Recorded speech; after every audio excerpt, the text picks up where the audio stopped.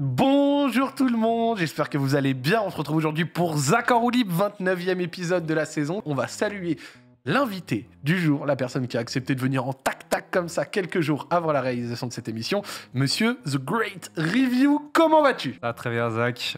Écoute, ça fait très plaisir d'être là. Je connais pas trop l'exercice. Je me demande comment ça va se passer. J'ai jamais fait ça, mais je suis curieux de voir. En fait, le truc que je me suis vraiment... Vas-y. Le truc que je me suis dit quand j'ai accepté de faire cette émission, je me suis dit, ça fait des années que je suis la tête dans le guidon et que je taffe.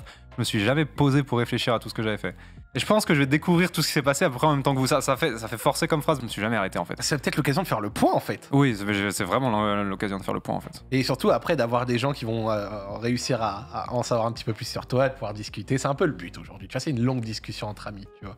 Il y a aussi une dinguerie qui est que vraiment ma vie est très très ordinaire. Je regardais un petit peu les émissions. Je regardais tes émissions précédentes pour me faire une idée de à quoi m'attendre. Et vraiment, c'est un plateau où tu as eu des joueurs de foot et des grands influenceurs qui ont fait 3 fois le tour du monde. Et je suis en mode frère, je suis allé acheter un sandwich à la boulangerie ce midi. C'est toute ma vie. Et quand je disais sur Twitter que ma vie c'était de me lever et d'écrire des scripts et d'aller me coucher, j'exagérais pas du tout. Hein. C'était la pure vérité. Mais on va quand même trouver des trucs. En fait, justement, on va parler un petit peu de ça. Et c'est vrai que c'était assez drôle. Sa première réaction, c'est j'écris des scripts en slip. Il n'y a pas grand chose de vraiment passionnant, mais tu sais que mine de rien, et c'est pas pour faire genre le gars qui force, mais la simplicité et une vie un peu simple, ça peut avoir également son intérêt. Moi, je trouve ça incroyable. Moi, j'aspire à être un mec extrêmement lambda en dehors d'Internet. Hein. Si je pouvais avoir un pavillon avec un chien, 2 enfants et que vraiment... un scénic. Vraiment un scénic et personne n'a jamais entendu parler de moi dans la vraie vie. Le seul truc que je regrette d'avoir donné à Internet, c'est l'anonymat, par exemple. Ouais. Si j'avais pu avoir la même carrière que j'ai déjà, sans que personne sache qui je suis, je l'aurais pris tous les jours. Mais pas montrer sa tête, ça demande de faire du montage en plus, j'avais la flemme. Le rapportant. Dommage, le montage c'est relou. Si je peux m'enlever du montage, je suis presque prêt à donner l'anonymat, tu vois. On va discuter de ça, il y a pas de souci. Bah attends, tu sais quoi, première question, histoire de démarrer comme ça. Est-ce que déjà ça va? Je suis fatigué, je veux pas trop me plaindre. Parce que j'ai une chance hors du commun. Parce qu'en vrai, c'est la raison pour laquelle je suis fatigué, c'est que dès que j'essaye un truc, ça marche bien en ce moment. Donc vraiment, la gueule que j'aurais de me plaindre. Mais pour la dernière grosse vidéo que j'ai sortie sur ma chaîne, qui était Outer Wilds, j'ai fait vraiment beaucoup d'heures. Et je rêvais de rien d'autre que d'une semaine de vacances. Mais je m'étais engagé sur 50 trucs différents que j'avais repoussés à cause d'Outer Wilds. Et donc je me suis toujours pas arrêté de bosser. J'ai pas arrêté d'écrire des scripts en slip depuis que j'ai sorti la dernière grosse vidéo. Ouais. Et là, je suis fatigué. Et là, vraiment, je veux juste sortir mes trucs. Dans mes rêves, là, je sors les 3 trucs pour lesquels je suis déjà à la bourre et qui doivent sortir dans 3-4 jours. Puis après, vraiment, je disparais au moins une semaine en vacances. Mais en fait, qu'est-ce qui va se passer dans 3 jours? Je vais me dire, ça fait un mois qu'il n'y a rien qui est sorti sur la chaîne. Et donc, vraiment, la vie de youtubeur. C'est une boucle perpétuelle. C'est une boucle perpétuelle. Là, tout de suite, le seul truc auquel j'aspire, c'est trouver la paix intérieure pour me dire, je vais rien poster pendant 3 mois et ça va être OK. Tu comptes prendre par exemple des vacances un peu cet été, un truc comme ça? Parce que tu sais, c'est l'été qui approche là quand même. J'y compte dans le sens, j'aimerais beaucoup, mais j'ai fait aucun plan. Et pour l'instant, j'ai pas le temps d'y réfléchir. Mais si j'arrive à prendre 7 jours là, peut-être que j'utiliserai mes vacances pour faire des plans pour des vacances. Oh, combo. Ces plans vacances en vacances. Ça c'est du plan. Ouais, tu te réalises à quel point je suis chum en organisation. Soit je suis très occupé, soit je suis chum en organisation, probablement un peu des deux, mais tu réalises que j'ai besoin d'être en vacances pour pouvoir faire des plans pour mes vacances. C'est extrêmement triste, genre. Pour une vidéo comme par exemple celle d'Outer Wilds qui est sortie récemment et qui par exemple dure 2 heures. Donc vraiment littéralement c'est peut-être ta vidéo la plus longue. Ça a pris combien de temps à faire? Ça a pris 2 mois, en sachant que le premier mois, c'était des horaires normaux. C'est-à-dire que j'avais le temps de faire des petits streams à côté, j'avais le temps de faire des petites vidéos courtes. Je me donnais l'impression de bien m'occuper de mon compte TikTok. Tu sais, j'en sortais genre 1 par semaine. Donc 1 mois à raison de 5-6 heures par jour. Et le 2e mois où j'ai réalisé que j'avais avancé de 30% alors que ça faisait 1 mois que j'étais dessus. Et là, c'était toute la journée. Oh là là. C'est vraiment, tu te lèves, il est genre 7 heures, tu fais 2 mètres jusqu'à ton ordi, tu commences à bosser. À midi, tu vas choper un sandwich à la boulangerie. C'est pour ça que j'ai commencé en fait ce délire des sandwichs à la boulangerie. Ça prend 2 secondes, c'est trop bien, genre.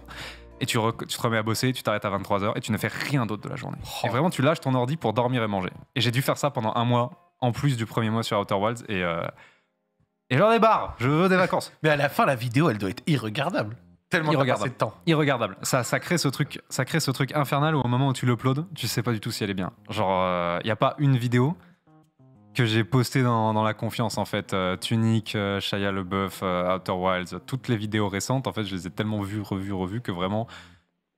En fait, tu la postes quand t'en as marre, quand tu peux plus bosser dessus. Ouais, genre, tu la postes jamais parce qu'elle est bien, parce que tu la regardes et tu te dis, oh, ouais, tu la postes parce que t'es en mode frère, j'en ai marre, ça tient à peu près debout, c'est bon, on prend là, genre.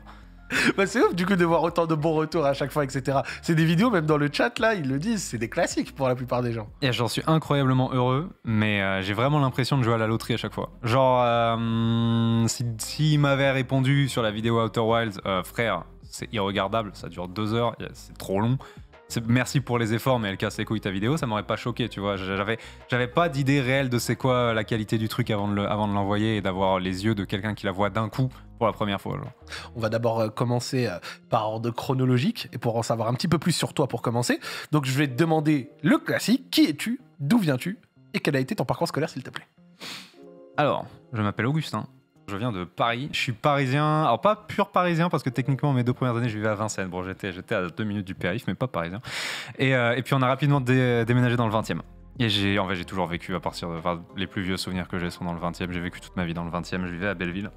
Ouais, qu'est-ce que j'ai fait après? Alors, du coup. À l'école, tranquille, rien. Ma vie à l'école est tellement ordinaire. Je suis allé à l'école, j'étais un élève normal. J'avais des notes correctes. J'ai eu quelques heures de colle une fois de temps en temps parce que j'étais pas parfaitement sage, mais dans l'ensemble, j'avais pas de problème. Okay. Qu'est-ce que je peux te dire qui sort? T'as fait quoi comme parcours? Genre, t'as eu quel bac? Bac S. Et il a fallu choisir un truc à faire après. Et à ce moment-là, vraiment, même au moment où j'ai mon bac, pour moi, c'est absolument inimaginable de vivre du jeu vidéo. D'accord. Alors, je suis bien conscient qu'il y a des youtubeurs, je suis bien conscient qu'il y a des streamers, mais pour moi, c'était comme devenir star du rock. Ils apparaissent spontanément, mais les gens sérieux essayent pas de faire ça, genre.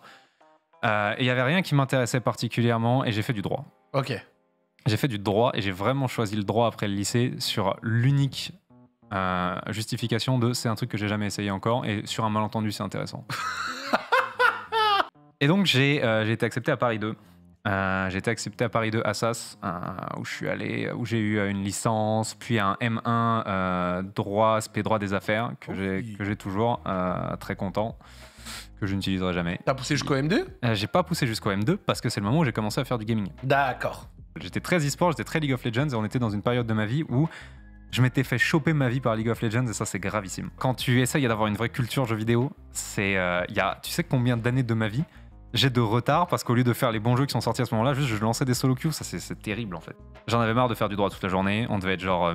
je devais être en L2 ou en L3. Quand j'en avais marre de faire du droit toute la journée, le soir j'écrivais en bénévole des articles sur League of Legends pour Millennium. D'accord. Ça s'appelait pas encore MGG à l'époque. J'avais vu passer cette offre que Millennium recrute sur Twitter et j'ai dit franchement tu sais quoi, j'ai rien de mieux à faire le soir et j'avais commencé. Au début je voulais juste écrire des guides LOL. Ça s'est bien passé en fait, ils ont bien aimé ma plume.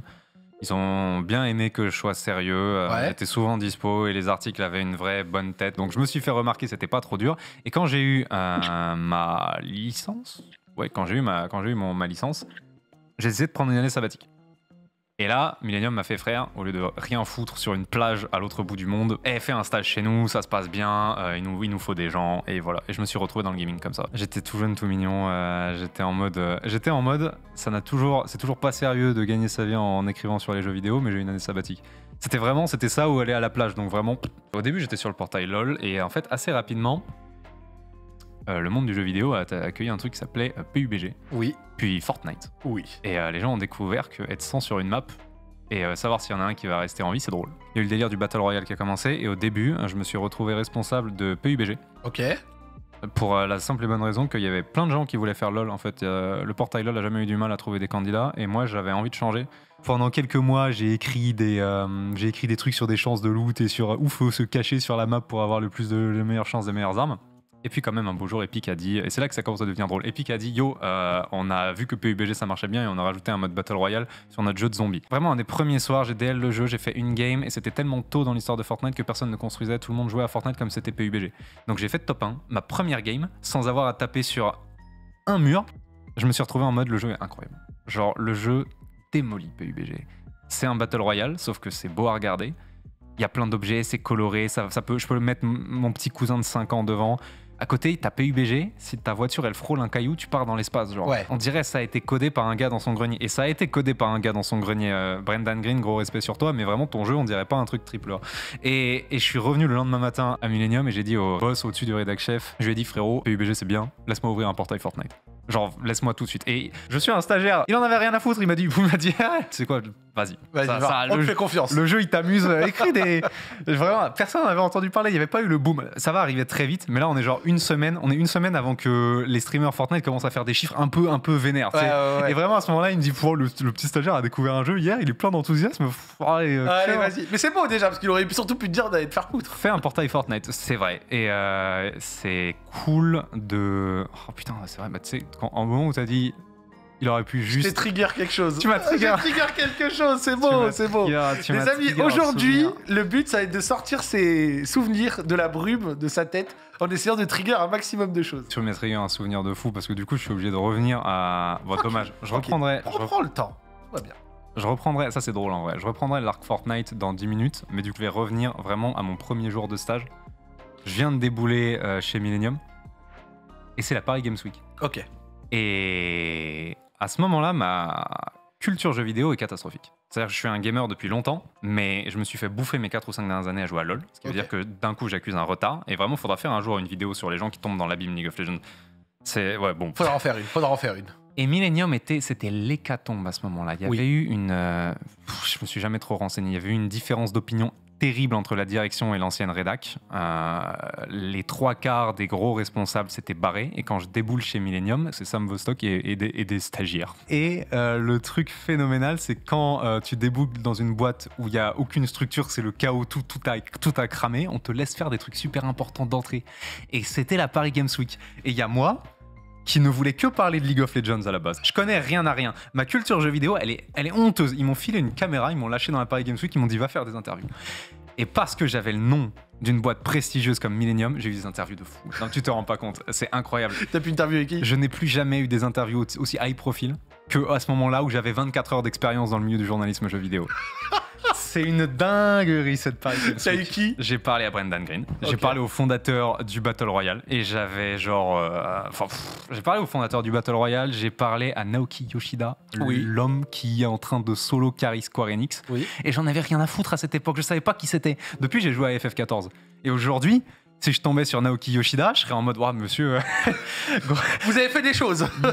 mais je te jure que j'ai débarqué en super belle chambre en plus. Là, j'avais quand même cramé que Square Enix, c'était pas des rigolos parce que l'hôtel de Naoki Yoshida, attention, vraiment, la chambre, elle était pas dégueulasse. Et j'ai aussi vu ce que c'est d'être marié à son taf parce que dans sa chambre d'hôtel, il avait FF14 allumé et il gardait un œil sur le jeu avec son personnage et il discutait avec des gens sur la place principale. Genre... Et je me suis dit, il a pas besoin de le faire, mais ce mec est marié à son game.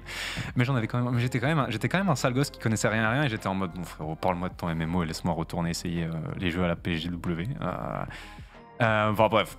Voilà, le souvenir, c'est j'ai parlé à Yoshida et Green alors que j'avais 24 heures d'expérience dans le jeu vidéo. Tu vois, le délire de mes souvenirs sont flous. Ça devait pas être si tôt que ça parce que je me souviens très clairement avoir dit à Green, mais tu vas te faire démolir par Fortnite. Donc il y avait déjà des signes de Fortnite à ce moment-là. J'avais aucun respect. Littéralement, j'ai parlé à un fondateur de genre. Fortnite existe parce que PUBG existe. Oui. PUBG existe parce que Brendan Green faisait déjà des modes Battle Royale sur Arma 2. Et si tu dois sortir un être humain sans lequel le Battle Royale n'existerait pas, ce serait lui. C'est indéniable. Et moi, j'ai déboulé en lui disant, frérot, ton jeu a l'air d'avoir été codé par un idiot tout seul dans son grenier. Il y a Fortnite qui arrive, le jeu est 100 fois plus beau, tu vas te faire bouffer. Et la vérité, c'est que c'était la vérité, mais il m'a sorti une réponse. Qu'est-ce que tu voulais qu'il me réponde ? Il m'a juste dit ouais, mais je pense qu'on a nos forces à faire jouer. Je pense que l'avenir est intéressant. Il avait raison, parce qu'il s'est fait énormément d'argent et c'est encore aujourd'hui immensément populaire, notamment en Asie. Mais voilà. Est-ce que tu penses que ce Brendan Green, il se rappelle de temps en temps qu'il y a quelques années, un jeune blanc-bec avec 24 heures d'expérience dans le jeu vidéo lui a dit dans sa chambre d'hôtel que son jeu allait se faire bouffer? Alors lui, c'était pas dans sa chambre d'hôtel. Lui, je lui ai parlé en plein milieu de la PG dans le stand. Ils avaient fait un stand de fou PUBG, tu te souviens, avec du camouflage. Oui. Il y avait une arène camouflée. Voilà, je lui ai parlé là. Est-ce qu'il se souvient de moi? Je pense que je suis pas l'unique connard à qui il a parlé dans sa carrière, vraiment, parce que cette interview a été honteuse comme jamais, hein, mais je pense qu'il m'a oublié il y a bien longtemps. Mais t'as l'air d'être bon en foreshadowing. Il y a Joël dans le chat là, qui réclamait l'émission avec force. Il a dit « Augustin était le premier à avoir dit que Cyberpunk serait un flop day one. Oui, demande-lui, tout le monde lui est tombé dessus. » Oui, mais ça c'est très vrai. Mais ça c'est...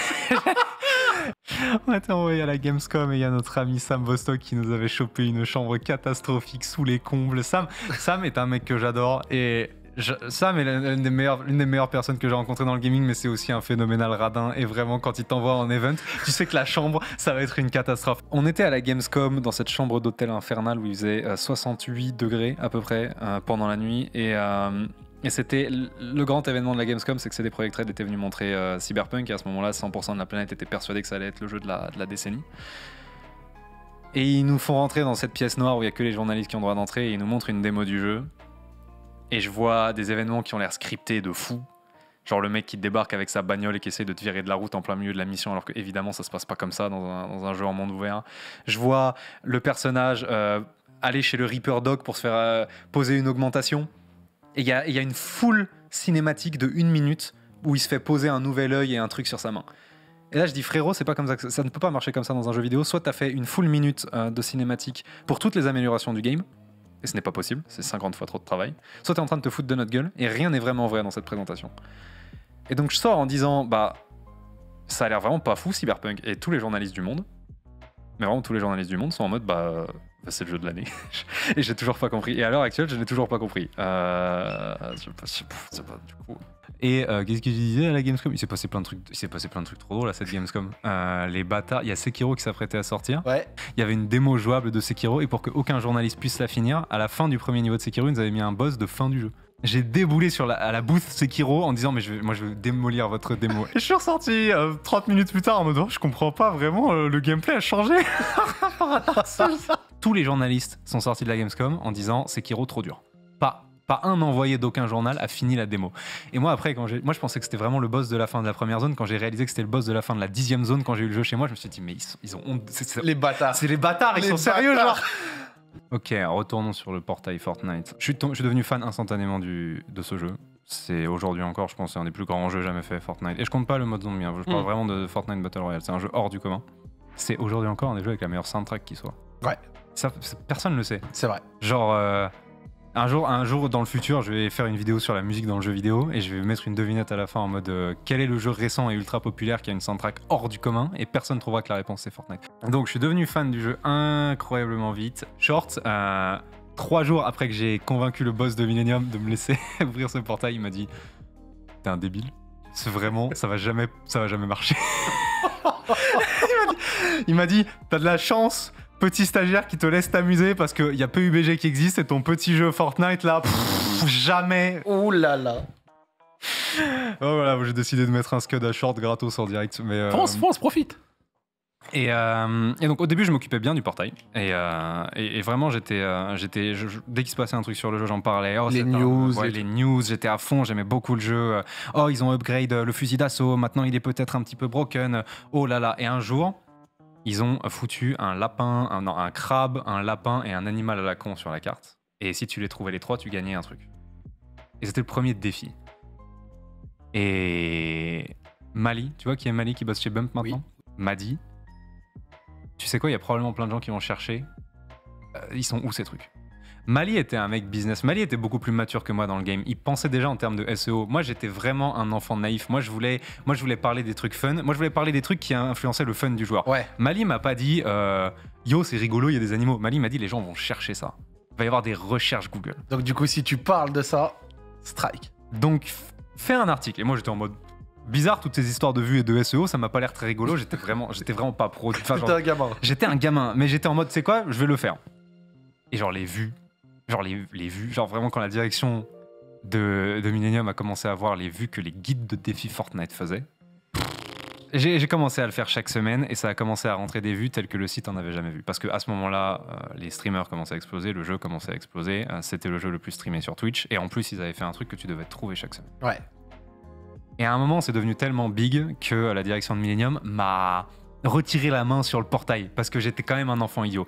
J'étais un enfant idiot, donc je veux dire d'un pur point de vue rationnel, je pouvais pas leur reprocher. Ouais. Mais j'avais un seum terrible parce que c'était mon bébé. À ce moment-là, je m'en occupais depuis des mois et je m'en occupais bien parce que genre quand même, je faisais des vues de fou et j'avais. Par exemple, il y a un truc qui était jamais arrivé dans l'histoire de Millennium, j'avais détrôné le portail League of Legends. Ok. À l'époque, c'était un gros truc Millennium. Il y avait énormément de gens, il y avait des CDI, puis il y avait des stagiaires, puis il y avait des bénévoles, et ça faisait plein de familles, et personne ne touchait le portail LoL. Il y avait plein de gens qui bossaient dessus, et évidemment que c'est le portail LoL qui faisait le plus de vues. La semaine où, en donnant l'emplacement de 3 canards en plastique à la con, je suis passé devant LoL, ça leur a fait bizarre de fou. Genre, Millennium, on fait Enfin bref, voilà. Et à l'époque, tu faisais que des articles, vous faisiez pas de la vidéo déjà? Non, pas du tout. Enfin, genre très peu. Non, en vrai. Non, que dalle, c'est arrivé beaucoup plus tard la vidéo. La vidéo, c'est un truc que pendant cette période, j'ai proposé de faire parce que ça m'amusait, parce que j'aime pas faire le même truc pendant trop longtemps. Ouais, c'est ce que je lui disais, ouais. C'est juste ça. Hein. On s'amusait énormément, on faisait des défis, on ramenait plein de vues. Et puis je pense qu'un beau jour, j'étais en mode yo, on ferait pas une vidéo rétrospective sur le Battle Royale. Et je l'ai fait. Alors mon boss était en mode ok, mais je veux pas te payer à faire ça, c'est vraiment pas ton job et on fait pas de la vidéo. Donc je l'ai faite sur mon temps. Ouais. Je l'ai fait le soir en rentrant chez moi, puis je l'ai proposée. Et comme elle était bien, elle a atterri sur la chaîne YouTube de Millennium. Et je pense que c'est la première vidéo jeu vidéo que j'ai fait pour Webedia. Ok. Bon, ça n'a pas pris, mais la vidéo était bien. Enfin, ça n'a pas pris, mais ça sera utile plus tard parce qu'ils vont me souvenir de moi au moment où ils vont avoir besoin de faire de la vidéo. À côté, je continue d'être un nerd au fond de mon cœur et je veux écrire sur les jeux généralistes. Et vraiment, 5 mètres plus loin, à l'étage gaming de Webedia, il y avait jeuxvideo.com. Et j'ai toujours été hyper fan de jeuxvideo.com. C'est vraiment c'est une publication que je lis depuis que je suis gosse. C'est un des sites que je fréquentais toujours. Parce qu'un des trucs qui est assez marrant, c'est que tu as fait tout ce passage Millennium, Fortnite, etc., comme on voit depuis tout à l'heure. Puis ensuite, tu as fait un petit saut à JVC. Ouais. Bah ouais, ça s'est passé comment cette mutation? Excellent recadrage, parce que pour le coup, on était sur le même truc. J'allais passer sur JVC. J'ai toujours rêvé de bosser pour JVC. Parce que malgré le fait que j'ai laissé League of Legends bouffer 5 ans de ma vie, j'ai toujours beaucoup préféré le jeu vidéo généraliste. Et je m'amusais de fou chez Millennium, mais il y avait quand même le site dont j'étais fan à 3 mètres. Et mon stage et mon année sabbatique commençaient à arriver un peu. Tu vois, mon stage arrivait à sa fin. Et j'étais en mode, est-ce qu'il n'y a pas moyen de, puisque je suis à l'étage et que je commence à connaître ces gens, de commencer à bosser pour JVC? Parce que mine de rien, j'aime quand même beaucoup plus le jeu généraliste, même si on s'amuse de fou sur le portail Fortnite. Dans le futur, je commençais à me faire à l'idée de peut-être je peux gagner ma vie avec ça. Ouais. Parce qu'à ce moment-là, ça fait quand même des mois et des mois que je vois des gens le faire. Et je me dis, je pourrais retourner faire du droit, mais il y a JVC à 3 mètres. Est-ce que ça vaut pas le coup d'essayer? Et j'ai quand même montré un petit peu ce que je savais faire, etc. Tu commençais à avoir une légitimité avec toi. Ouais, et puis j'étais en mode yo, je suis pas horrible, cette vidéo elle est bien. On avait de l'avance sur tous les sites du monde pour Fortnite parce que j'avais eu l'intuition tout de suite. J'avais des trucs à défendre. Et ce qui s'est passé, c'est qu'à cette époque, Rivol, le rédac chef de JVC, il se faisait casser les couilles par la direction de Webedia parce qu'il parlait pas d'e-sport. Et là, il s'est passé un truc tragique. Le site pour lequel je rêvais de bosser voulait de moi, mais pas pour parler de jeux généralistes, pour parler d'e-sport. Aïe. Et c'est le drame de je n'arrivais pas à... Je faisais de l'e-sport bien, donc on voulait de moi pour parler de l'e-sport, mais j'arrivais pas à me débarrasser de cette image d'e-sport en fait. D'accord. Je voulais changer. Et JVC m'a dit, fais-nous une chronique sur l'e-sport. J'étais en mode, bon, tu sais quoi, c'est mieux que rien. Donc on a commencé à réfléchir à une chronique que je pourrais faire pour JVC. Ouais. Et Rivol m'a dit, propose-moi un concept pour une chronique. Et là, c'est très simple. Je lui ai dit, faisons The Score eSport. Je n'ai pas eu d'éclair de génie. Des tops, du storytelling. Ah ouais, j'ai pas eu d'éclair de génie, j'ai pas eu d'intuition de fou. J'ai juste dit, yo, tu veux parler d'e-sport sur jeuxvideo.com? Voilà cette chaîne, ils le font à la perfection. On fait ça en français. Et il en voulait pas. Il voulait de l'actu. Rivol m'a sorti un truc un petit peu étrange qui est, on est un site d'actu. jeuxvideo.com est un site d'actualité, donc si on parle d'e-sport, il faut que ce soit dans le truc de l'actualité. Genre, il faut que tu nous parles des news de l'e-sport. Ouais. Frère, l'actu sur l'e-sport, ça ne fait pas de vue. C'est le problème de Millennium depuis 10 ans. Ça fait genre 10 ans. Là, on a eu un sauvetage parce que Fortnite et MDR, un guide, ça fait 2 millions de vues, mais ça fait 10 ans que Webedia sait pas quoi faire de Millennium parce que l'actualité e-sport, ça ne fait pas de vue. Et tu veux que je fasse ça pour ton site? Et il a pas voulu en démordre. Donc j'ai réussi à trouver un compromis où je lui faisais 5 minutes d'actu et 5 minutes d'histoire. Moi j'étais en mode, The Score eSport a prouvé que si tu veux intéresser des gens à un truc aussi niche que l'e-sport, il faut que tu racontes des stories. Faut que tu prennes un moment de fou, que tu le mettes en scène, et là les gens comprennent qu'il se passe des trucs de dingue. Si j'arrive avec les news de la semaine, genre tel team a perdu 3-0 en LCS, ils s'en battent les couilles les gens. J'ai pas réussi à faire... Alors que savoir qu'il y a une petite équipe qui à un moment a une histoire dingue et là on parle un peu plus après de MGG, mais celle sur les M5, des trucs à ça. Tout est dans le storytelling. Je l'ai vu, je lui ai dit, j'avais ces discussions avec Rival de tout est dans le storytelling, mais bref.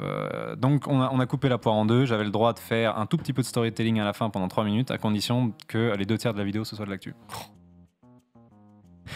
Et là on est rentré dans une phase de ma vie où j'ai essayé de tout faire en même temps.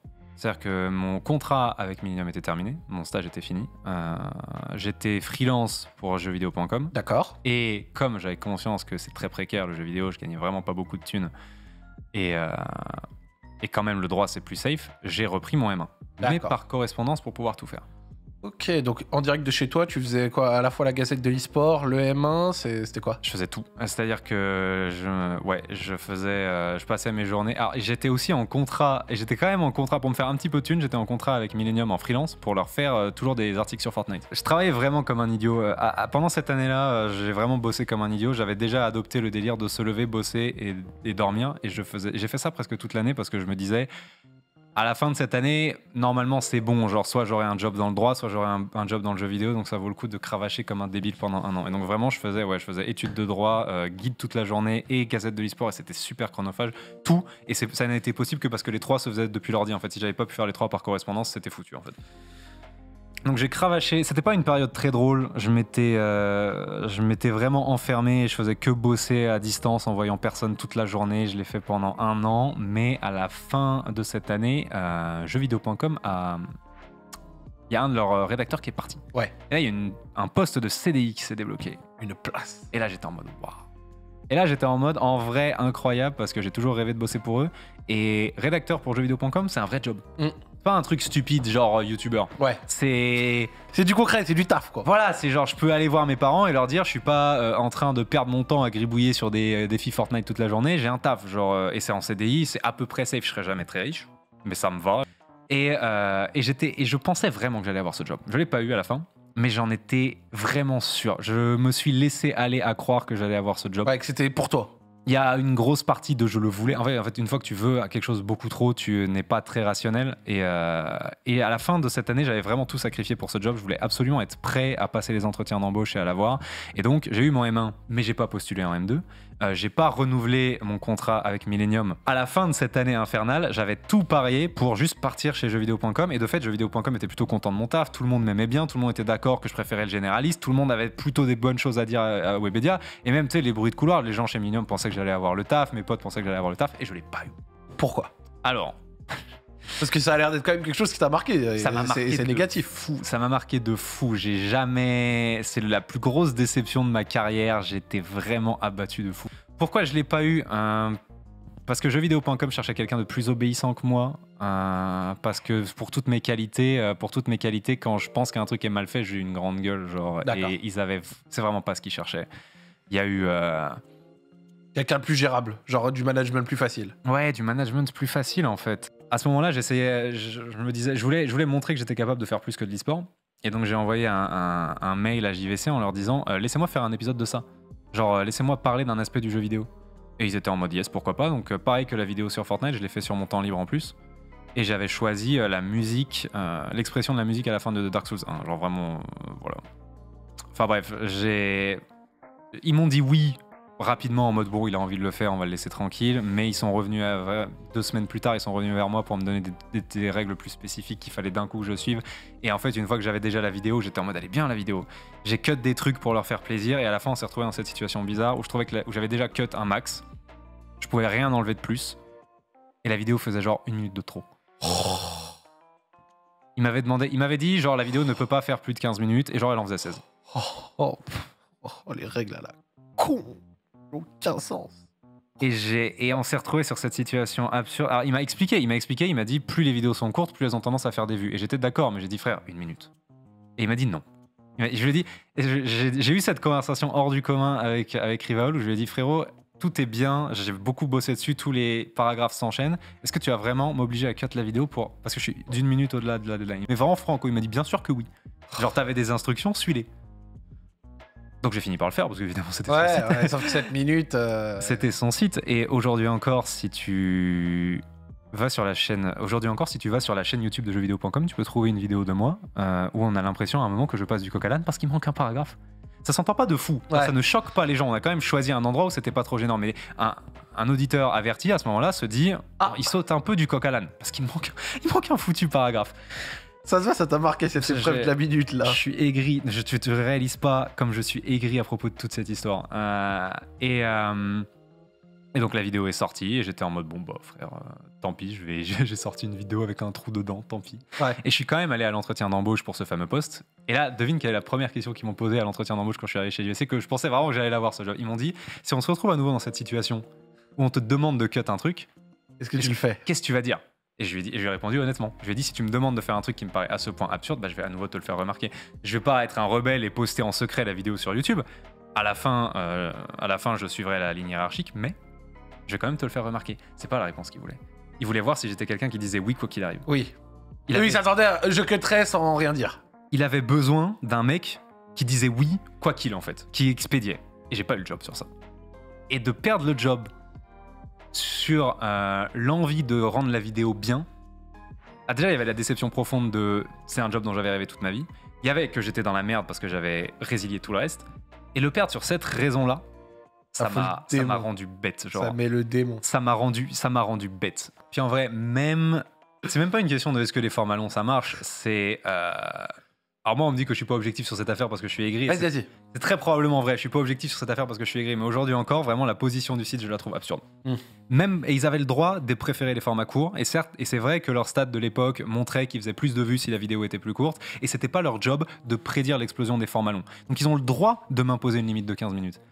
Mais ce délire de on a dit 15, c'est 15 et va te faire foutre, ça n'est pas une façon de gérer une équipe. Genre, aujourd'hui encore, de l'eau a passé sous les ponts et je peux repenser à la situation plus calmement et puis j'ai eu du succès derrière donc ça va pas affecter ma vie. Mais je continue de penser que sa position est absurde. Donc en vrai, c'est peut-être qu'elle l'était. Genre, ouais. Moi, je trouve que oui. Moi, ça reste mon avis. Je pense qu'il s'est royalement foutu de ma gueule. Bon, bref. Donc, du coup, quand t'as pas ce job chez JDVC, que tu te retrouves un peu dans cette période, comme t'as dit, avec quelques mois de chômage, etc. Bah là, c'est simple. Il s'est rien passé pendant longtemps. J'étais juste au chômage. J'étais vraiment juste au chômage. J'étais en mode, il est trop tard pour m'inscrire à un M2. Il est trop tard pour faire quoi que ce soit d'autre. Et puis, j'étais vraiment déprimé de fou. J'avais bossé comme un débile pendant 1 an et je me suis retrouvé avec R. Et je dirais que j'ai juste badé chez moi pendant quelques mois. Ouais, le temps de process. Ouais, voilà, j'ai process chez moi pendant quelques mois en badant pas mal et je me suis remis à faire des vidéos parce que j'avais rien de mieux à faire. Honnêtement, je sais pas exactement pourquoi j'ai recommencé à faire des vidéos. J'y ai réfléchi un peu en me disant que j'allais devoir te l'expliquer quand j'ai su que je venais dans cette émission. Je ne sais pas. Donc voilà, donc je suis chez moi et un beau jour je me dis, tu sais quoi, bon, y a rien de prévu dans les mois à venir. On a commencé à faire des vidéos, j'ai fait des petits trucs idiots, j'ai fait une petite vidéo nulle part-ci, une petite vidéo nulle part là, j'ai commencé à raconter les trucs tels que j'aurais aimé les entendre, tels que j'aurais voulu pouvoir les faire si j'avais eu main libre sur la Gazette de l'Histoire. À ce moment-là, c'était quoi? C'était vidéos Subnautica, les trucs comme ça? Voilà, c'est ça, j'ai commencé à parler de ce que j'aime. J'ai parlé de Subnautica, qui est un jeu que j'aime profondément, et un beau jour, en traînant sur Twitch, je suis tombé sur un mec qui s'appelle Otsdarva. Otsdarva est un streamer de Dead by Daylight. C'est un mec qui est espagnol à la base, mais il stream en anglais, et il stream en ce moment un jeu qui s'appelle DBD. Je suis tombé dedans parce que je jouais un peu à DBD, je voulais regarder un bon streamer qui stream du DBD. Ok. Le mec stream énormément. Le mec est trop fort à son jeu. Le mec est incroyablement pédagogique, donc tu progresses à une vitesse phénoménale en le regardant. Il est trop gentil, il est trop sympa avec tout le monde, il fera jamais d'erreur, il aura jamais de drama, t'apprendras jamais un truc sombre sur lui. Il couvre tous les points et il est incroyablement productif. Ce mec stream 8 heures par jour et sort des vidéos tous les jours. Et toutes les semaines, il va te sortir une vidéo de 8 heures sur sa chaîne où il t'explique un point approfondi du jeu. Il sort en 1 mois, enfin il sort en 1 semaine ce que je sors en 3 mois. En plus, il est productif, trop fort, pédagogique, bref. Incroyable. Otsdarva, tu te rends compte qu'il fait à l'heure actuelle, il fait des grands 9000 viewers sur ce jeu de mort Dead by Daylight qui a jamais été équilibré un jour dans sa vie. Là, ça fait un paquet d'années. Et qui mérite limite pas d'exister parce que c'est vraiment un jeu de mort. DBD. Otsdarva fait des 9K viewers dessus. En traînant sur sa chaîne YouTube pour essayer de voir plus d'extraits de stream à lui, je tombe sur une vidéo qu'il a fait d'un truc qu'il faisait des années avant où il faisait des runs de Dark Souls 2. La vidéo est phénoménale parce qu'évidemment il est fort en montage aussi, pourquoi pas. La totale. Et sa vidéo de sa run No Hit sur Dark Souls 2, je la trouve tellement émouvante que je me dis frère, je dois essayer de la raconter en fait. Je viens de faire la vidéo sur Subnautica, ceci, cela, c'est un peu mon... Je prétends pouvoir faire des stories. Cette vidéo, cette histoire est hors du commun, je vais juste la faire en français. Alors, je l'ai pas copiée dans le sens où j'ai fait mon propre écriture, mon propre montage, je l'ai même appelé. Le mec est trop sympa parce que je lui ai envoyé un DM, j'avais 2 followers sur Twitter, je lui ai envoyé un DM, je lui ai dit tu peux me parler de ta run, je voudrais faire une vidéo sur ça en français. Il a passé 3 heures sur Discord avec moi. Exceptionnel. Alors qu'à ce moment-là, il a déjà des centaines de milliers d'abonnés et il est pas loin du million sur sa chaîne principale, hein, il est vraiment big. Il fait des streams, il a autre chose à foutre que de... Moi, maintenant que je reçois plein de DM tous les jours, je réalise que c'est dur de trouver du temps pour tout le monde. Il avait à 2000% autre chose à foutre, mais il m'a call sur Discord et il m'a décrit tout ce qu'il a fait pendant 1 an pour réussir cette run. C'est le travail de recherche le plus simple de ma vie, ça a duré un soir, il m'a tout raconté. Et le gars t'a tout filé. Il m'a juste tout filé, frère, la vidéo était écrite le soir même. Et je l'ai raconté. Et comme je trouvais l'histoire incroyable, j'ai essayé d'en être digne et j'ai fait tous les efforts que je pouvais sur le montage et la narration, même si aujourd'hui, quand je réécoute la vidéo de Starva, je suis archi pas naturel. Bon, bref, j'ai du mal à me réécouter. Après, en vrai, j'ai du mal à me réécouter sur toutes les vidéos, donc je ne vois que les défauts. Ça te le fait aussi? Non. Quand je regarde mon contenu, la seule chose que je vois, c'est j'aurais dû mettre la musique moins fort, j'aurais dû mettre une image différente. Moi, je trouve pas ça drôle de regarder mes vidéos. Y a pas un moment où t'es satisfait? Non, jamais vraiment. Bah, comme je te l'ai dit, en fait, je sors les vidéos quand il y a plus le temps ou quand j'en ai marre. Ouais. Jamais parce Et que tu te les aies mangés 150 fois et qu'à la fin t'as envie de vomir, quoi. C'est vraiment. Il n'y a pas une vidéo qui était fun à faire, hein, vraiment. Toujours, ça naît dans la douleur, une bonne vidéo. Après ça, c'est quand t'es aussi perfectionniste et surtout quand tu fais tout solo comme toi. Hein. Alors là, on va partir sur un débat parallèle sur le fait de savoir déléguer ou pas. Ouais. Mais. Ah, la conversation de tu devrais prendre un monteur. Frère, combien de fois je lâche chez moi, tu devrais prendre un monteur. C'est trop important le monteur. Bah oui, c'est trop important. T'as pu aborder un truc, c'est ton retour chez MGG. Ouais, bah en vrai, c'est logique. Du coup, t'as commencé à faire les vidéos un peu en solo pour toi. Et puis J'ai fait des vidéos en solo, mais personne ne me connaissait. Donc je sors la vidéo sur Zarva, elle fait 5 vues. Et elle reste à 5 vues très longtemps. Les gens savent pas aujourd'hui parce qu'elle tape bientôt les 2 millions de vues, mais YouTube a fait comme si la vidéo de Zarva n'existait pas pendant 6 mois, 1 an, je pense. Elle était à genre 40 vues. Elle était disponible à 40 vues pendant 6 mois, 1 an. C'est terrible. Tu devais être deg. Bah, j'étais deg. J'avais jamais connu le succès sur YouTube, donc je me disais que c'était normal. En fait, je partais du principe que j'avais fait du bon taf, mais comme j'avais pas l'algo pour moi et pas un gros YouTuber pour me mettre en avant, j'étais en mode bah oui, bien sûr. J'ai fait une autre vidéo sur Shadow of the Colossus que j'aime beaucoup. Qui est une des miennes qui a fait le moins de vues. Et je comprends pas, je trouve que c'est une des meilleures histoires, mais c'est pas grave. C'est pas grave. Comme quoi. Bouder la vidéo Shadow of the Colossus, c'est pas grave. Non, retournez la voir du coup après cette interview. Et bref, je continuais à faire 2 vues et il était évidemment pas question de devenir YouTuber, mais je savais pas quoi faire de ma vie. Et il y a Asherit qui entre-temps était devenu rédac chef chez Millennium parce que Sam Vostok était parti, qui m'a appelé et qui m'a proposé un job.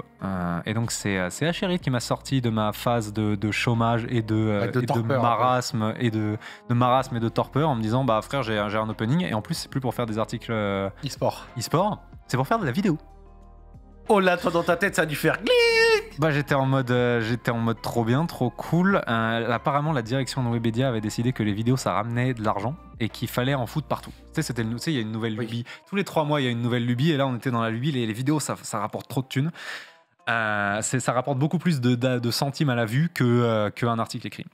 Donc ils se sont dit on va recruter Augustin. Dès qu'on va faire une news sur Final Fantasy, il va faire une petite vidéo où il va juste respiquer le contenu de l'article en vidéo, tu vois. Puis voilà, et il va transformer tous nos contenus écrits en contenu vidéo et on va devenir tous très riches. Je pense que c'était vraiment le plan à la base. Et pour faire tourner cette usine, ils ont créé ce qu'on appelle le pôle vidéo. On était censé être plusieurs. Tu sais, c'était censé vraiment être bien organisé. Il y avait un monteur, un graphiste, vignettes, tout ça. Mais bon, il y a eu le Covid. Moi, j'avais tellement vu personne pendant mes 6 mois de chômage, voire peut-être même 1 an. En vrai, ça a duré longtemps cette période de torpeur. J'avais tellement vu personne que j'étais trop content d'aller au taf pour voir des gens. Mais tout le monde voulait rester chez lui pour pas mourir. C'est triste. Donc j'ai déboulé dans un open space où il y avait personne.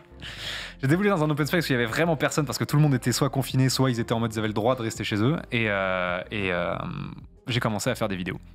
Et comme c'était galère de bosser avec le graphiste, le monteur, tout ça, quand t'es tout seul toute la journée, en fait j'ai commencé à prendre l'habitude de tout faire moi-même. Comme je l'avais toujours fait en fait. C'est tellement plus simple. Au lieu d'aller chercher un monteur que j'ai jamais vu de ma vie, qui est peut-être là, peut-être pas là, je fais le qui a déjà 12 autres trucs machin, et qui saura jamais s'imprégner réellement de ce que tu veux faire. Qui a déjà 12 autres trucs, et puis moi je sais le faire, parce que j'ai fait le montage de ma vie, j'étais en mode, tu sais quoi, tac, allumer première, et puis hop, c'est parti. Et au début, je me suis tenu à mon rôle, mais pas très longtemps, parce que je me suis dit, la chaîne fait 0 vues, et j'aime les stories, et j'ai commencé à faire des stories vraiment spontanément. En fait, j'ai pas d'explication de pourquoi j'ai commencé à faire des stories chez MGG. Je suis très content que MGG ait eu la patience avec moi de me laisser le faire parce qu'évidemment, au début, ça faisait 0 vues, pareil. Que ce soit sur ma chaîne perso ou sur la chaîne de MGG. Même si j'avais passé 2 semaines à travailler d'une vidéo, elle sortait et elle faisait 3 vues. En fait, personne ne me connaissait. J'étais libre. En fait, j'ai eu la liberté de commencer à faire des stories parce que c'était le Covid. Ils savaient qu'ils avaient recruté un mec pour faire du contenu vidéo, mais ils avaient tellement d'autres problèmes, avec les vues qui s'effondraient, les sites de Webedia qui fermaient, les sites de voyage qui fermaient, la boîte était dans la merde financièrement, tout le monde se demandait si on allait mourir. Personne s'est occupé du petit gars tout juste recruté qui postait des vidéos dans son coin en fait. Ouais. Mais ça t'a laissé une belle liberté. Ça m'a laissé une liberté phénoménale. J'étais payé au mois pour sortir du contenu vidéo et techniquement je respectais mon contrat en fait. Évidemment, dans une boîte, si j'avais débarqué dans une boîte sérieuse qui fait du chiffre et l'usine tournait, ils m'auraient jamais laissé faire ça. Ils m'auraient dit on a 60 vidéos à sortir aujourd'hui, bien sûr que tu vas pas faire une story de 35 minutes, mais là, il n'y avait personne à l'étage. J'ai juste pris sur moi de faire des stories parce qu'il y avait personne à l'étage. Magnifique. Et qu'est-ce qui s'est passé Alors l'histoire de comment ça a commencé à percer, il y a plein de théories, personne ne sait pour sûr. Algorithmed, hein. Algorithmed, ouais, bien sûr, mais Algorithmed de où? Parce que ma chaîne perso et la chaîne d'MGG ont commencé à péter en gros à la même période. Et la question c'est, est-ce que c'est la chaîne MGG qui a mis la lumière sur moi ou est-ce que c'est ma chaîne et le succès de la vidéo de Starbucks qui est arrivé? De mon côté, c'est MGG qui m'a ramené à toi. Oui. Et je sais qu'il y a d'autres personnes, c'est l'inverse. C'est toi, elles t'ont suivi en perso, puis après MGG. Il y a plein de gens qui m'ont découvert avec MGG, il y a plein de gens qui m'ont découvert avec la vidéo d'Odzdarva. Mais la question, c'est laquelle a pété en premier. Ouais. Parce que le truc vraiment surnaturel, c'est YouTube a été capable de dire très très tôt que ça venait de la même personne. Genre, si tu commençais à regarder des stories, il te recommandait Odzdarva. Je sais toujours pas comment cette sorcellerie arrive. Bien sûr qu'il y a plein de gens qui me découvrent de plein d'endroits différents. Moi, ça fait des années que je me demande quelle est la vidéo qui a débloqué le reste. Parce qu'en fait, à partir du moment où tu commences à faire des stats sur une vidéo, c'est win. Les gens sont curieux, ils regardent le reste. YouTube sait que c'est une chaîne qui est capable de faire des vues et YouTube commence à recommander ce que tu fais. Chronologiquement, la première vidéo qui a commencé à faire des vues, c'est Odzdarva. Et là, vraiment, je pense que c'est Algorithmed. Ouais. Je pense. Tout est parti. Ouais, vraiment. Un jour, les ingénieurs de YouTube, ils ont changé leur algo et ça a donné une chance à la vidéo Odzdarva et elle a commencé à faire des vues, genre énormément. Genre vraiment énormément. Genre j'étais tranquillement en train de bosser pour MGG, en train de faire des stories, je vois ma chaîne, pas la chaîne sur laquelle je suis en train de bosser, mais ma chaîne perso, qui commence à prendre des vues et des abonnés. Et le délire de il faut être actif sur YouTube pour que ça marche, c'était une chaîne sur laquelle il n'y avait rien de posté depuis 1 an. Ouais. Et vraiment pas longtemps après, mais genre vrai, c'est ça qui est bizarre. Dans la semaine qui suit, les stories commencent à faire des vues sur MGG. C'est ouf. Et comment les gens qui ont commencé à voir Odzdarva ont fait le lien? Je me dis que les gens qui Suggestion. Je pense, mais comment YouTube savait de leur recommander? Comment YouTube savait que les Parce stories... qu'ils ont des algorithmes de connards. Comment YouTube... Je pense vraiment que les gens ont vu Odzdarva, ils en ont voulu plus. Et là, YouTube leur a dit, regarde ces stories-là. Comment YouTube a fait le lien? Il n'y avait pas ma tête. Enfin, genre, il y avait ma tête, mais ça veut dire qu'ils ont un algo qui reconnaît les visages. C'est une dinguerie, ça, genre. Un jour, je demanderai à un ingénieur YouTube. On me dit dans l'oreillette de la régie que dans les descriptions des vidéos MGG, t'avais aussi The Great Review écrit. Ah, j'utilisais le même pseudo. Qui est le nom de ta chaîne. Donc voilà peut-être comment le cross s'est fait. Ah, le pseudo sous lequel je postais les vidéos oui, sur MGG, c'est le nom de ma chaîne. Ah, pas bête. Et oui. Ouais. Ah oui, c'est vrai qu'il tient compte de la description de fou. Et oui, c'est peut-être ça. Ah, c'est marrant ça. Le nom de la chaîne est rigolo comme anecdote d'ailleurs. Je voulais juste faire des reviews de jeux. Comme tous les gosses de 12 ans qui... Je rêvais de bosser chez JVC, je crois que je t'en ai parlé. Je me suis dit, je vais trouver un truc qui s'appelle The Great Review, mais tout le monde s'est mis à m'appeler The Great Review alors que c'est exécrable comme nom. Genre, c'est beaucoup trop long. Non, du coup, les gens m'appellent Review. Bon, bref. Et donc, du coup, au milieu de tout ça, vu que les deux ont commencé à percer un petit peu tout ça, et alors là, on peut noter, moi, des vidéos qui m'ont marqué chez MGG, l'histoire des Moscow 5, l'histoire de Tresh, bien sûr, et d'autres. Comment tu dirais que s'est passé le projet MGG? C'était quoi les moyens un peu à votre disposition, même si tu en as commencé à en parler, où tu travaillais beaucoup tout seul? Quelle a été ta liberté de ton? C'était comment un peu pour toi le projet MGG?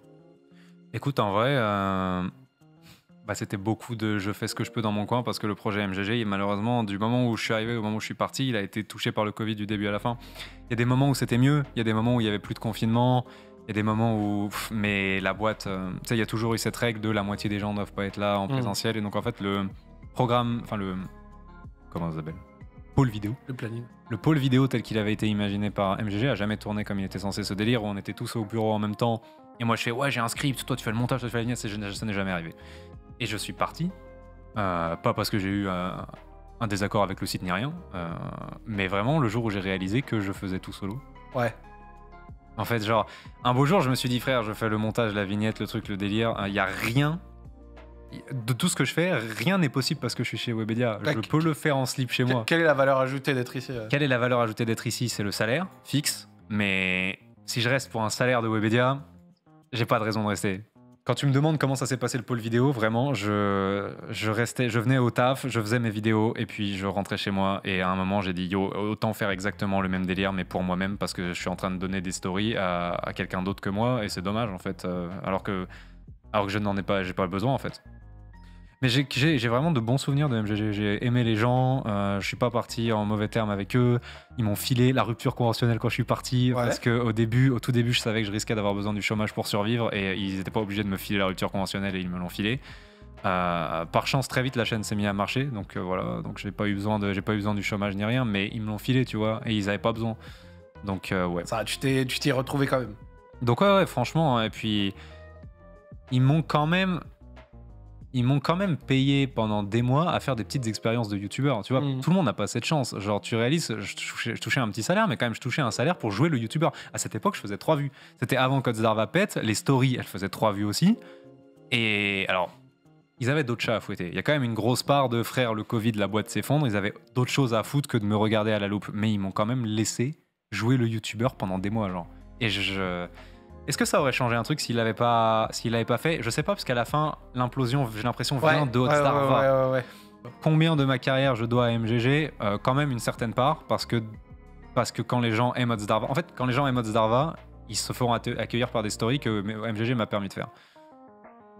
Est-ce que ça aurait marché s'il n'y avait pas eu de story et que j'étais juste revenu sur ma chaîne en la voyant exploser, que j'avais dit oh MDR, salut, ça fait 1 an que j'ai rien posté, on y retourne? Est-ce que ça aurait marché? Je sais pas, mais on saura jamais. Ouais, impossible de réellement le savoir sur celle-là. C'était comment le passage pour toi de MGG, genre de YouTube à Twitch?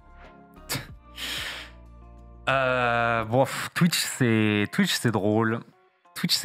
C'est un drôle d'univers. Tout est tellement plus facile que sur YouTube.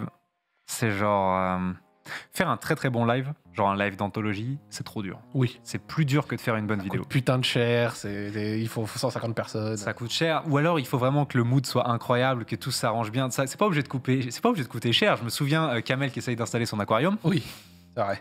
C'était légendaire. C'était cher en vie de poisson, mais c'était pas cher à part ça, tu vois. Genre faire un live d'anthologie, c'est trop dur parce qu'il faut que l'univers travaille avec toi. Mais de façon générale, faire une bonne vidéo, c'est 100 000 fois plus dur que faire un bon stream.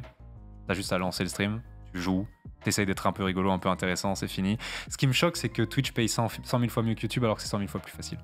Dans un monde normal, les trucs durs devraient rapporter plus. Et ce n'est pas le cas. Je continue de faire du YouTube, mais je suis en mode Twitch est à la fois 100 000 fois plus simple et 100 000 fois plus rentable. C'est quoi ce délire? Pourquoi il y a encore des gens qui font YouTube? Bah après, ça dépend de ton niveau de monétisation aussi. Ça dépend. Alors ouais, bon après, ouais. Alors ça, parce que là, je suppose, parce que je regarde tes vidéos, je suppose qu'il n'y en a pas beaucoup qui sont monétisés. Parce que tu sais que franchement, zéro van, YouTube, pour pouvoir payer, ça demande une régularité, mais la même que Twitch, sauf que c'est plus dur de produire de la régularité sur YouTube, mais c'est possible.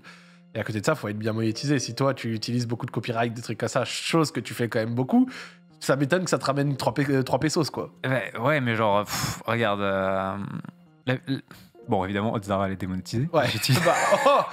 Bizarre.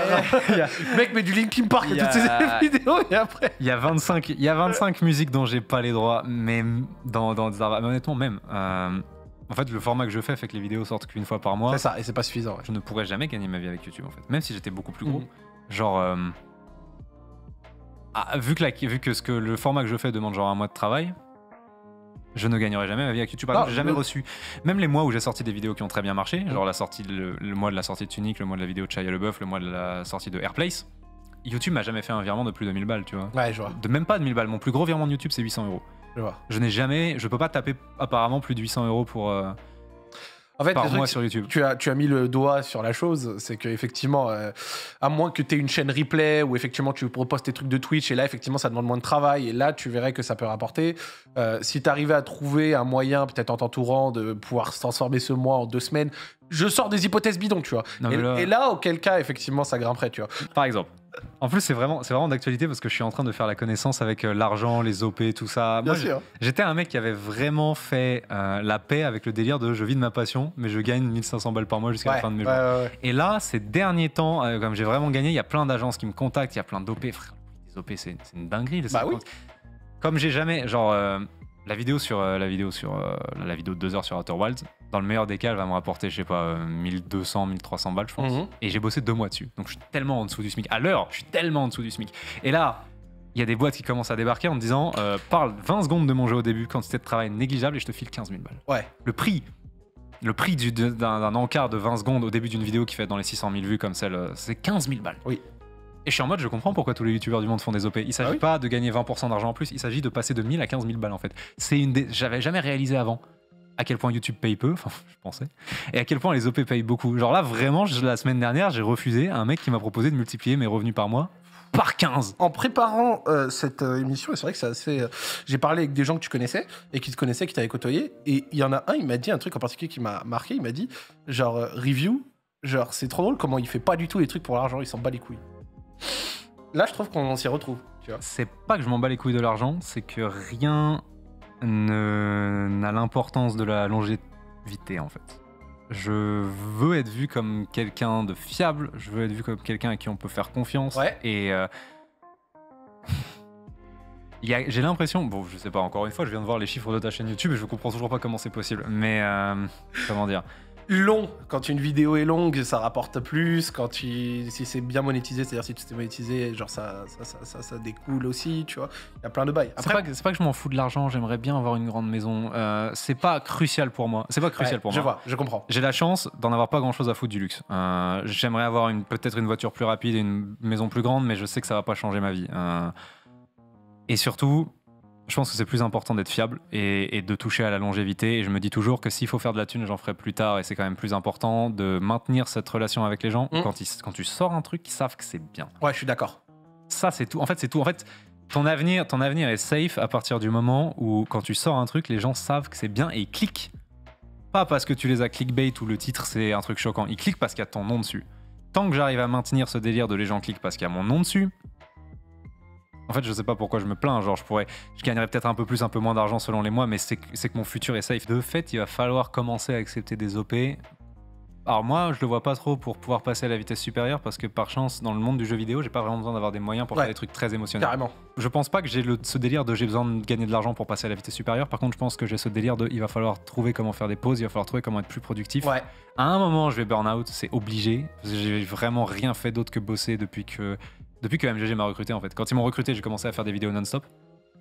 Après, quand ça a commencé à marcher, j'ai fait des vidéos non-stop parce qu'il fallait pas que l'attraction disparaisse. Et quand je suis parti solo, évidemment, j'ai fait des vidéos non-stop parce qu'il fallait pas que l'attraction disparaisse. Exactement. Et il va falloir trouver un moyen à un moment de prendre l'argent d'une marque sans fumer la fiabilité des gens, la confiance que les gens ont en moi, pour un seul end goal qui est je veux pouvoir pas produire pendant un mois sans crever de faim en fait. Exactement. Mon seul end goal, c'est de réussir à dégager de l'argent pour pouvoir récupérer un moment. En fait, c'est ça. Mon challenge. De récupérer du temps. Mon challenge à l'heure actuelle, c'est de dégager assez d'argent pour pouvoir à un moment récupérer. C'est tout. Et je suis en discussion avec des gens, je suis relou, ils me disent c'est très drôle, je suis tombé avec donc j'ai plein de discussions en ce moment, j'accepte des OP, et puis une seconde après je regrette, et puis je suis en mode mais non, parce que après, pour l'instant la plupart des OP, il y a des OP qui sont bien passés, mais la plupart j'étais en mode ils sont relous, ils veulent que je dise du bien de leur jeu alors que moi je veux le démolir, mais évidemment ils m'ont payé pour, comment est-ce que je fais pour que les gens ils me fassent confiance si je dis du bien de ton jeu, espèce de connard. Je suis en plein dans ces problèmes là. Et je suis tombé il y a pas longtemps sur un gars, je discutais avec un représentant d'une marque qui était fan des vidéos. D'accord. Et ça c'était trop drôle parce que j'essayais de le mettre bien. Ça c'est le meilleur ça. J'essaie Quand la marque qui veut être avec toi, elle est fan de toi, ça facilite. C'était trop drôle parce que j'essayais de le mettre bien, j'étais en mode on peut peut-être parler de ton produit là, peut-être au début, peut-être parler un petit peu de ceci. Il était en mode bah non, ça va distraire les gens de la vidéo. Il y pensait pour toi. Il pensait pour moi. Il était en mode bah non, c'est con, et là il y a un bon rythme et en général c'est l'inverse. Donc bon, il y a ça, je vais finir par y arriver. En vrai, il n'y a pas de galère. En fait, je le présente comme un gros problème. La vérité, c'est ça va aller. Les prochaines vidéos vont probablement bien marcher. Je vais finir par réussir à dégager un peu d'argent et à prendre des vacances. Et la croissance va probablement continuer. Je suis pas dans la merde. Je suis juste confronté à plein de nouvelles problématiques que j'ai du mal. Bien sûr, je me doute. Je suis confronté à plein de nouvelles problématiques que j'ai du mal à gérer parce que je manque de temps. Parce qu'en fait, je devrais pouvoir passer la journée à discuter avec telle ou telle marque de ce qu'ils sont prêts à faire et de ce que je suis prêt à faire, mais en fait je suis à la bourre sur le truc que je dois sortir dans 3 jours, et après ça fera un mois que rien n'est sorti sur ma chaîne et on retombe sur l'éternel problème de c'est trop long de sortir une vidéo. Bah à ce sujet, du coup, c'est un truc assez intéressant. Depuis que t'es retourné solo, on a vu, et j'ai vu que t'as essayé de rebalancer un petit peu du contenu également sur Twitch. Donc t'essayes de faire des petits lives ici et là, ça fonctionne même très bien, t'as une bonne base et tout. C'est peut-être un truc pour toi qui pas une porte de sortie, mais ne serait-ce qu'un échappatoire et aussi quelque chose que t'as envie de continuer à faire. Je trouve ça trop drôle, mais c'est juste devenu une raison supplémentaire d'être stressé sur le temps. Parce que avant, tout ce que je pensais, c'est ça fait tant de temps depuis la dernière vidéo. Maintenant, je pense ça, plus ça fait tant de temps depuis le dernier live.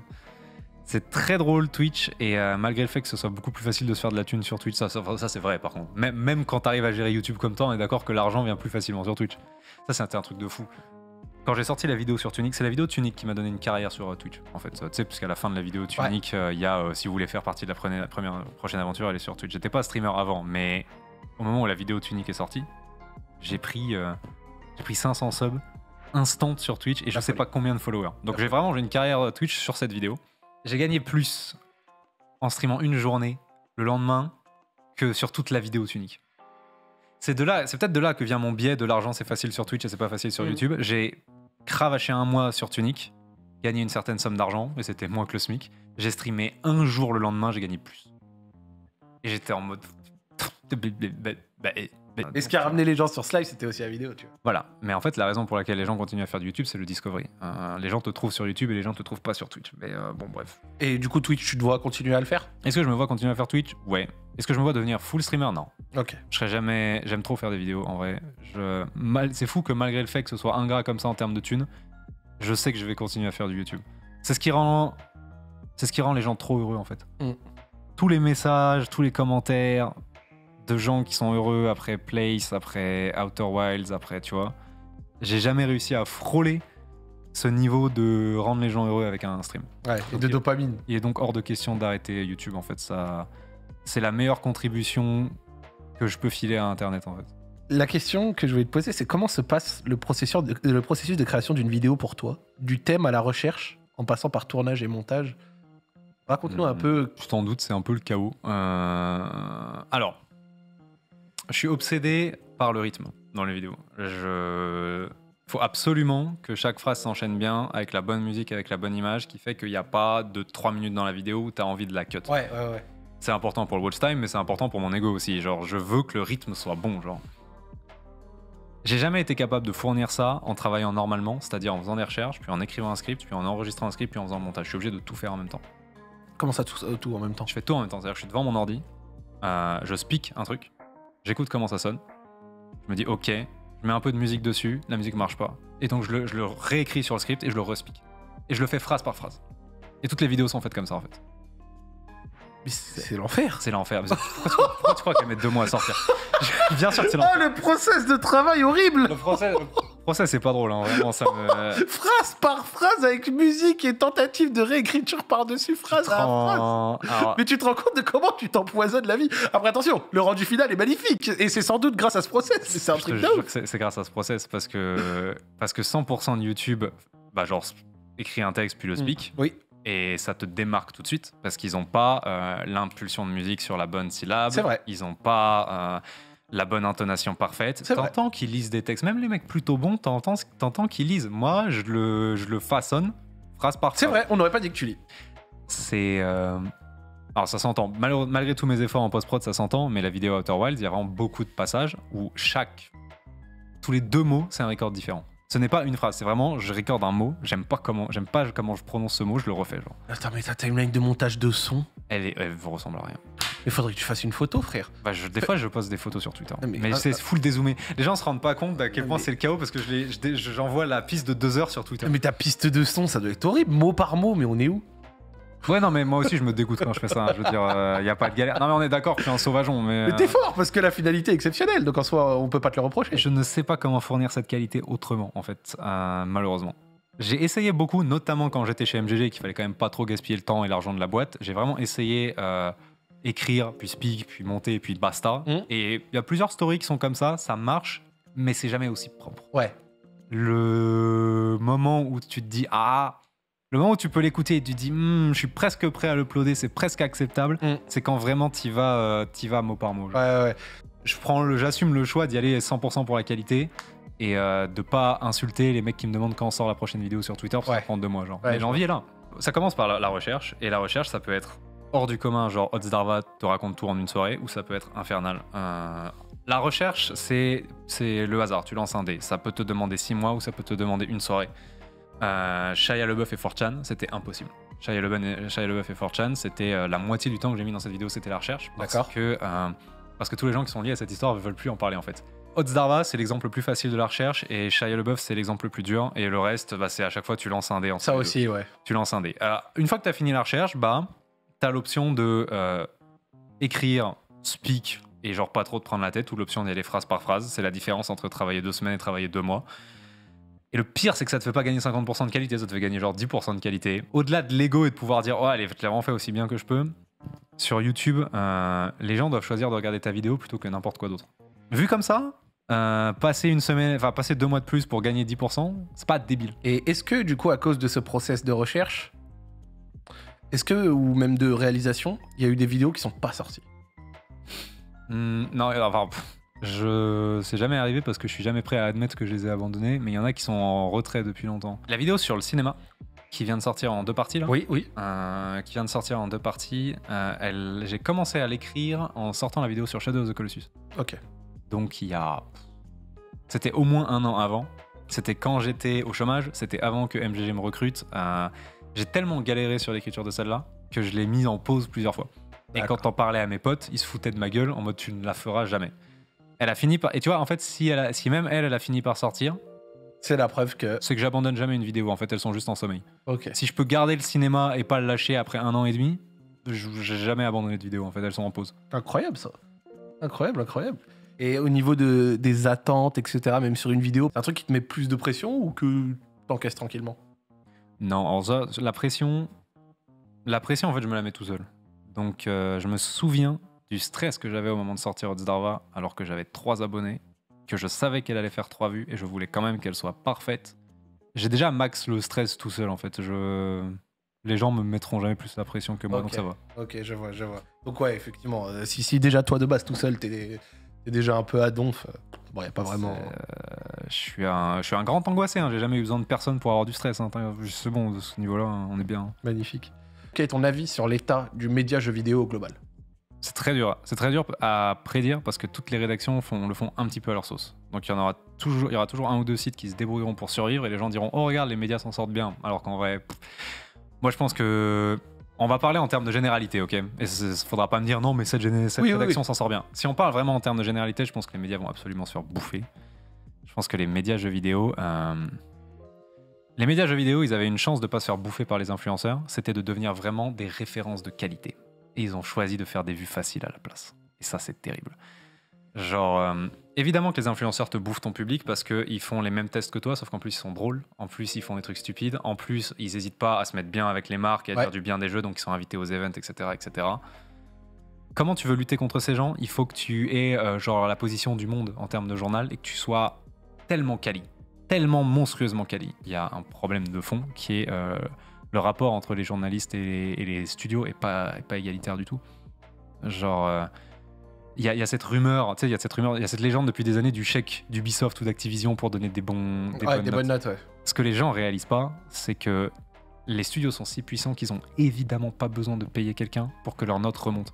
Le pauvre mec dans une rédaction qui gagne pas grand chose, qui sait que son job il est un petit peu précaire, et qui a déjà de la chance de noter pour ce site, tu crois qu'il va avoir les couilles d'envoyer un mail à Activision en mode il y a intérêt à ce qu'il y ait de l'argent dans ma boîte aux lettres si tu veux que ton jeu il est 15? Non. Ce qui se dit c'est misère, le jeu est nul, mais si je mets 11 à cet énorme jeu et qu'on se fait pas inviter au prochain event, le studio va rien nous dire, mais si on se fait pas inviter au prochain event, tout le monde dans la rédac risque de savoir que c'est ma faute.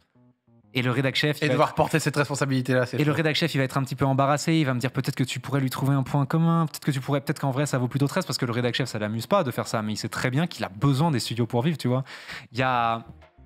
Les studios n'ont pas besoin des sites, en fait. Les studios n'ont pas besoin des sites. Les studios peuvent décider de t'inviter ou pas, décider de te donner des previews. Tu es censé être neutre avec eux. Mais tu peux pas être neutre avec quelqu'un qui a toute ta carrière entre ses mains, en fait. Ok. C'est ce niveau de démesure entre l'influence des studios et l'influence des sites, même des gros sites, que les gens réalisent pas, en fait. Et comment ça peut se résoudre, ça? Si jamais ça pouvait se résoudre?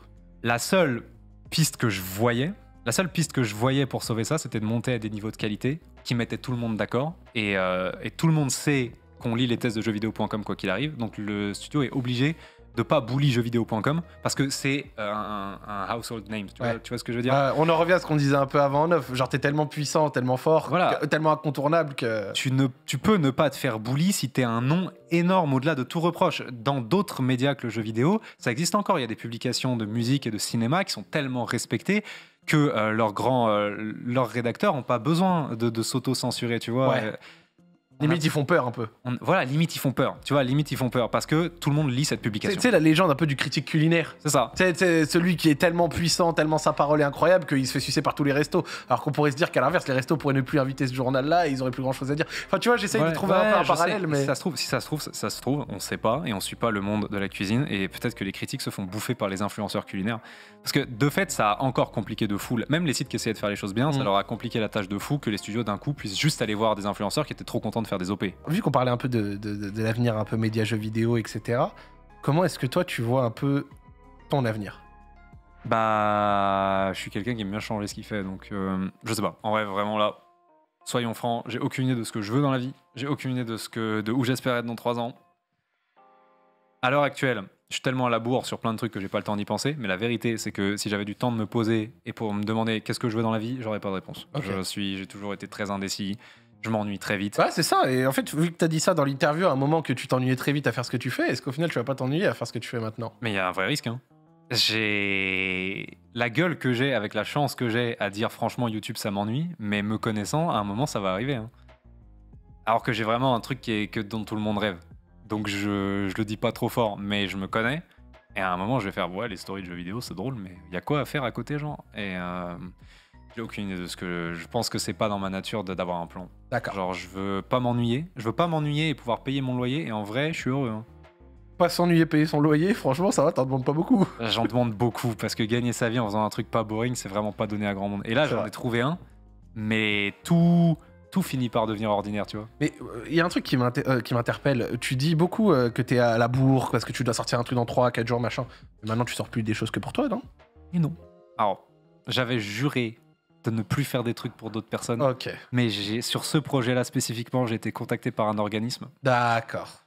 Parce que j'allais dire à la bourse, c'est que pour toi, au pire, ça sort 4 jours plus tard, tu t'envoies les couilles. Bah, déjà, faut avoir la tranquillité d'esprit pour s'en battre les couilles. C'est vrai. Mais là, le fait est que j'ai donné une deadline à quelqu'un et que cette personne attend. En général, quand quelqu'un me demande de faire des vidéos pour lui, je dis non, mais là, c'est vraiment un truc stylé, un truc qui rend bien. Et puis vraiment, je leur disais non à eux, ma daronne, elle me déshéritait. Donc je fais cette vidéo pour eux et on verra après. Très bien. Magnifique. T'as combien de vidéos là dans le four? Bah. Là, je bosse sérieusement sur celle-là. La prochaine qui sortira sur ma chaîne, que j'aurais aimé attaquer il y a 3 semaines, je me disais, dans 3 semaines, t'auras le script. Bon, je l'ai pas attaqué, non. dommage. Ce sera la suite de la vidéo sur Thresh. Très bien. Magnifique. Ce sera la suite de la vidéo sur Thresh, ce sera sur le FPS, sur Doom et sur la saga qui est venue après Doom pour Rafle et tout. Si tu devais donner des conseils à ceux qui nous écoutent pour peut-être leur parler d'un livre à lire, d'une série à regarder, d'un créateur de contenu, peut-être que tu as envie de leur conseiller, d'une vidéo YouTube en particulier, d'un reportage, bref, c'est ultra vaste. Si tu devais leur donner des refs. Parce que tu as forcément des références. Quand on a un mec comme toi, il y a forcément des références, tu vois. Et donc je pense que c'est la question que j'avais vraiment envie de te poser et je voulais... Je sous-estime pas ma capacité à être un inculte complet, hein. Mais les vidéos sont pas carrées par mes références, elles sont carrées par le fait d'être prêt à record chaque phrase. Mais ok, faisons ça. Tout ce que j'aime dans le jeu vidéo et dans l'heroic fantasy et tout ce que j'aime dans la pop culture et dans la magie vient de Pierre Bottero. Donc en fait, si je peux recommander un auteur, c'est lui. C'est un mec qui avait fait un truc qui s'appelait Les Quêtes des Willan, c'est hors du commun. Un créateur de contenu, je vous ai parlé d'un gars qui s'appelle Odzara. Il fait du Dead by Daylight. Il fait du Dead by Daylight si vous parlez anglais. Série, mec, je viens de finir de regarder Beef sur Netflix, ça c'est fou. Beef? C'est phénoménal. C'est un truc qui s'appelle, alors ça s'appelle Acharné en français, mais en anglais ça s'appelle Beef. Je pourrais faire la blague de conseiller Pacific Rim. Pacific Rim et No Joke, un très bon film. Je veux dire, je me suis fait insulter par un mec sur Twitter hier qui m'a dit j'ai regardé Pacific Rim parce que t'en parlais dans ta vidéo sur le cinéma. J'ai perdu 2 heures de ma vie, t'es un connard. Et j'ai pas osé. Oh, l'aigreur des gens! Et j'ai pas osé lui dire que pour moi c'était qu'à 50% une blague et je pense vraiment que Pacific Rim c'est incroyable. Et lui il trouve ça tellement nul qu'il pense que je l'ai trollé. Moi je pense que c'est vraiment un film incroyable, mais bon, c'est pas grave. C'est quoi ton rapport aux réseaux sociaux un petit peu? Est-ce que t'es quelqu'un qui va souvent dessus? Est-ce que tu regardes beaucoup les retours des gens? Est-ce que t'es quelqu'un qui essaye de t'en éloigner, de t'en protéger? C'est quoi ton rapport avec ça? Alors je suis salement addict à Twitter. Okay. C'est un gros problème. Twitter est allumé toute la journée sur mon ordi. Je suis aussi un énorme privilégié de Twitter parce que tout le monde est gentil avec moi sur Twitter et sur YouTube. Je suis un privilégié de Twitter et je suis un privilégié de YouTube. C'est-à-dire que tous les influenceurs que j'ai suivis, ils ont ils ont à gérer beaucoup de haine. Même quand ils font du bon contenu, ils ont aussi à gérer beaucoup de problèmes, beaucoup de harcèlement, Moi, je peux compter les messages méchants que j'ai reçus sur les doigts d'une main, genre. Ok. Vraiment sur les doigts d'une main, et j'en ai reçu tellement. Les gens sont trop sympas avec moi. Donc tout ce challenge que tu as en temps normal quand tu commences à devenir célèbre de je dois pas trop m'exposer à la haine, je dois plus trop être sur Twitter parce que les gens sont des connards et ils m'envoient des trucs horribles, je ne l'ai pas en fait. Je passe mes vies sur Twitter et j'interagis de fou sur Twitter, mais c'est trop facile. Tout le monde est gentil. Et Ça facilite quand même bien la chose. Hein. Et je suis vraiment une giga anomalie sur ça. Ce sera un jour peut-être, j'aurai le rapport normal des gens connus à Twitter où il y aura plein de détraqués qui me harcèleront à longueur de journée. Il faudra ce jour-là que je fasse le challenge d'apprendre à me séparer de Twitter, mais comment tu veux que je combatte mon addiction quand tout le monde est sympa avec moi alors? Bah écoute, monsieur, ça fait 2 heures que t'es là. T'avais peur de pas avoir assez de choses à dire. Ça fait du bien? C'est bon, je suis juste content. Si les gens sont pas ennuyés, moi je trouve que c'est bon. Hein. Crois-moi, ils sont pas ennuyés. Moi je trouve que c'est bon, mission accomplie. Je me suis pas ennuyé et ils sont pas ennuyés non plus, c'était super. On a de la chance quand même qu'il y ait eu toute cette période Webedia, parce que je te jure que si je commençais à te raconter ma vie depuis que je suis solo, c'est les sandwichs à la boulangerie. Non, mais après, c'est cool aussi de parler en vrai. On a parlé de ton processus de création, on a parlé certaines de tes vidéos, on a parlé de tes avis, on a parlé d'argent, on a parlé de plein de trucs. Hein. Ça a pas tenu qu'à ça. Hein. Non, c'est vrai. Et oui, monsieur. Eh ben écoute, monsieur Review, merci d'avoir accepté de venir. C'était un plaisir. C'était un vrai plaisir. J'espère qu'on se reverra de temps en temps dans... Oh, bon, je trouverais bien une raison de retraîner dans ces couloirs. Magnifique. Ne serait-ce que pour voler un SM7B, par exemple. Magnifique. Zach Orlib va au Japon. Très jaloux. J'en ai parlé juste avant, bordel. Le sentiment n'a pas changé. La première réaction que j'avais, c'est je suis jaloux. Bah, ça n'a pas changé. Vraiment, moi aussi, je veux aller au Japon, en fait. Ah, t'as un petit bandeur de Japon, toi également? Bah, je pense que c'est très français de kiffer le Japon. Mais ouais, bien sûr. Moi, je veux voir les cerisiers. Petit cerisier, petit jour. truc comme ça? Un jour, je paierai le Japon avec l'argent d'une OP avec laquelle j'aurais fait la paix mentalement. Bon,